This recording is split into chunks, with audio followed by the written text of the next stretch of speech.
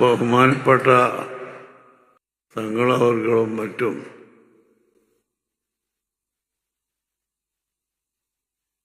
സമസ്തയിൽ നിന്ന് പുറത്തു പോയവർക്ക് മടങ്ങി വരാമെന്ന് പറഞ്ഞു. ഞങ്ങൾ സമസ്തയിൽ നിന്ന് പുറത്തു പോയിട്ടില്ല.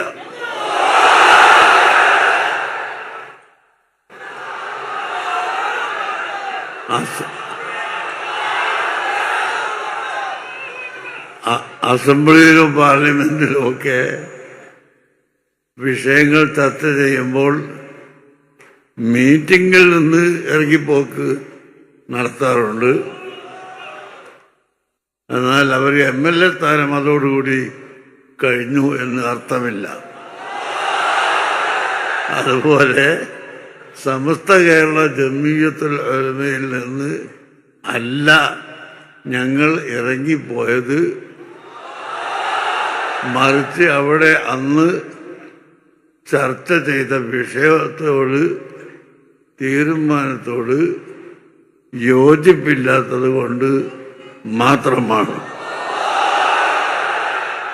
അതെന്തായിരുന്നു അന്ന് അവിടെ ചർച്ച ചെയ്തത് എന്നോ എന്താണ് വിഷയമെന്നോ ഇപ്പോൾ പുതുതായി മെമ്പർഷിപ്പ് എടുത്തു വരുന്നവർക്ക്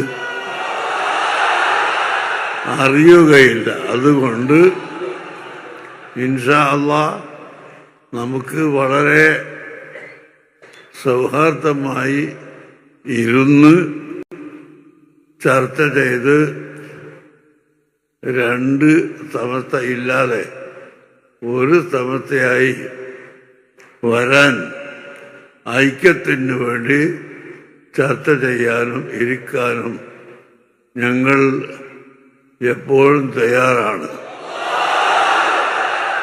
അതിനിവിടുത്തെ ആലിമീങ്ങളും സയ്യിദന്മാരും മഹാന്മാരെല്ലാവരും ഒത്തൊരുമിച്ച് വരണം.